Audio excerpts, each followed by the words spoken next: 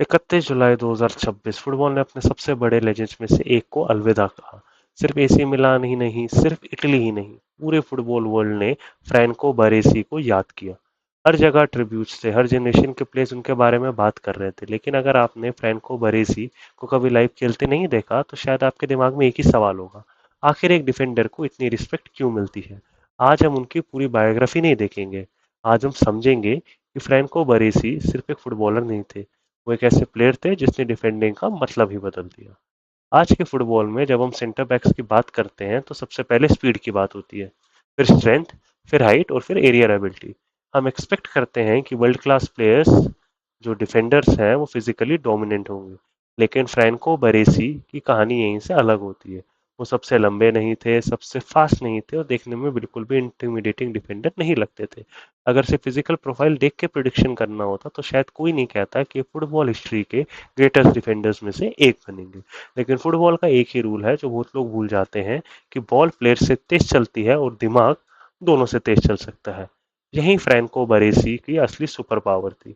सोचिए, striker run बनाना शुरू करता है, क्राउड को लगता है कि थ्रू बॉल आ गई, लेकिन उससे पहले ही बरेसी एक स्टेप आगे निकल चुके होते हैं। पास होता है, असिस्टेंट रेफरी का फ्लैग ऊपर और अटैक वहीं खत्म। कभी स्ट्राइकर बॉल रिसीव करता है, लेकिन उसके टर्न लेने से पहले बरेजी उसका एंगल बंद कर चुके होते हैं और कभी ऐसा लगता है कि वो टैकल करने ही नहीं है, क्योंकि टैकल की जरूरत ही नहीं पड़ी। इसीलिए फुटबॉल में एक लाइन बहुत फेमस है, great defenders don't make great tackles, they don't need to. और अगर इसी लाइन का परफेक्ट एग्जाम्पल किसी को माना जाए तो वो फ्रैंको बरेजी होंगे। उनके लिए डिफेंडिंग का मतलब से बॉल जीतना नहीं था, डिफेंडिंग का मतलब अटैक को डेंजरस बनने ही नहीं देना। लेकिन एक प्लेयर से अपनी पोजीशनिंग से लेजेंड नहीं बनता। लेजेंड तब बनता है जब वो पूरी टीम को बेहतर बनाते। और यहीं से शुरू होती है एसी मिलान की वो डिफेंस, जिसे आज भी फुटबॉल हिस्ट्री की ग्रेटेस्ट डिफेंसिव यूनिट्स में काउंट किया जाता है।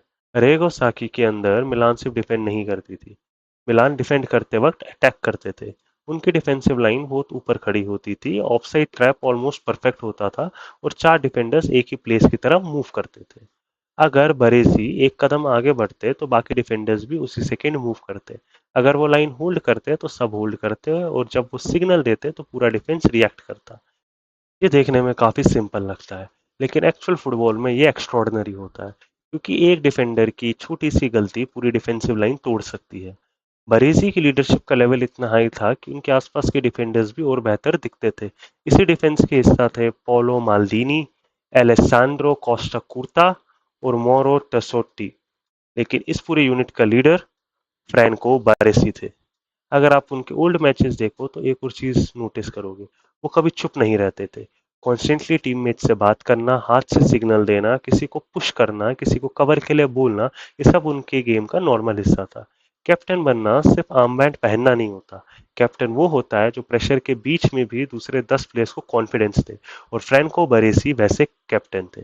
लेकिन शायद उनकी सबसे इंस्पायरिंग क्वालिटी फुटबॉल से बड़ी थी, और वो थी लॉयल्टी।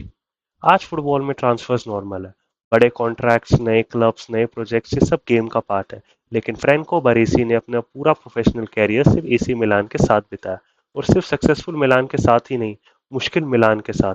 क्लब ने सीरिया भी देखा, लेकिन वो कहीं नहीं गए, क्योंकि कुछ प्लेयर्स क्लब के लिए नहीं खेलते और कुछ प्लेयर्स क्लब की आइडेंटिटी बन जाते हैं। इसीलिए एसी मिलान के फैंस उन्हें फॉर्मर कैप्टन के रूप में नहीं देखते, उनके लिए बरेजी मिलान का मतलब है। और फिर आया 1994 फीफा वर्ल्ड कप। टूर्नामेंट के बीच में सीरियस नी इंजरी, बहुत लोगों को लगा उनका वर्ल्ड कप खत्म हो गया, लेकिन फाइनल से पहले उन्होंने एक्सपेक्टेड टाइम से काफी पहले कमबैक कर दिया। सोचिए, पूरी दुनिया देख रही है, सामने ब्राजील है, बॉडी 100% भी रेडी नहीं है, फिर भी आप वर्ल्ड कप फाइनल खेलने उतरते हो। उस फाइनल में फ्रैंको बरेसी ने ऐसा डिफेंसिव परफॉर्मेंस दिया जिसे आज भी वर्ल्ड कप हिस्ट्री के ग्रेटेस्ट डिफेंसिव परफॉर्मेंसेस में काउंट किया जाता है। लेकिन फुटबॉल कभी बहुत क्रूअल भी होता है। मैच पेनल्टी तक गया और पेनल्टी शूटआउट में उनका शॉट क्रॉस बार के ऊपर चला गया, इटली वर्ल्ड कप हार गई। यही वो मोमेंट था जो फ्रैंको बरेसी को सिर्फ लेजेंड नहीं, इंसान भी बनाता है। क्योंकि हम यूजुअली सिर्फ ट्रॉफीज याद रखते हैं, लेकिन फुटबॉल के कुछ मोमेंट्स मेडल से बड़े होते हैं। इंजरी के बाद कमबैक, टीम के लिए फाइनल खेलना और हार के बाद भी रिस्पेक्ट के साथ याद किया जाना, ये सिर्फ ग्रेट प्लेयर्स के साथ होता है। कैरियर के एंड पे एसी मिलान ने एक डिसीजन लिया जो फुटबॉल में बहुत रेयर होता है। उन्होंने फ्रैंको बरेसी का नंबर 6 परमानेंटली रिटायर कर दिया। सोचिए, इतना बड़ा इम्पैक्ट होगा कि एक क्लब कहे इस नंबर को दोबारा कोई नहीं पहनेगा, क्योंकि कुछ जर्सी से फैब्रिक नहीं होती, वो हिस्ट्री होती है। आज फुटबॉल बदल चुका है, प्रेसिंग अलग है, फॉर्मेशंस अलग है, डिफेंडर्स से बिल्डअप भी एक्सपेक्ट किया जाता है और गेम पहले से कहीं ज्यादा फास्ट हो गया है। लेकिन एक चीज बिल्कुल नहीं बदली और वो है फुटबॉल इंटेलिजेंस। आज भी अगर कोई यंग डिफेंडर पोजीशनिंग सीखना चाहता है, अगर कोई कोच ऑर्गेनाइज डिफेंडिंग समझना चाहता है या कोई फैन हिस्ट्री के ग्रेटेस्ट डिफेंडर्स की लिस्ट बनाता है, तो फ्रैंको बरेजी का नाम डिस्कशन में जरूर आता है। और शायद इसीलिए 31 जुलाई को फुटबॉल ने सिर्फ एक फॉर्मर फुटबॉलर को याद नहीं कर रही थी, फुटबॉल उस इंसान को सैल्यूट कर रही थी जिसने हमें सिखाया कि डिफेंडिंग सिर्फ टैकल्स का नाम नहीं होता।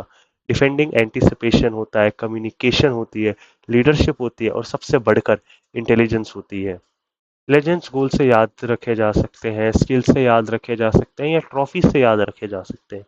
फ्रैंको बरेसी एक और वजह से याद रखे जाएंगे। उन्होंने हमें दिखाया कि कभी-कभी फुटबॉल का सबसे इंटेलिजेंट प्लेयर वो होता है जो सबसे पीछे खड़ा होता है। और शायद इसीलिए डिफेंडर्स कंपेयर होते रहेंगे, टैक्टिक्स बदलती रहेगी, जनरेशन्स बदलती रहेंगी, लेकिन एक नाम हर जनरेशन को दोबारा पढ़ना पड़ेगा, फ्रैंको बरेसी। क्योंकि कुछ लेजेंड्स फुटबॉल नहीं बदलते, वो फुटबॉल को समझने का तरीका बदल देते हैं।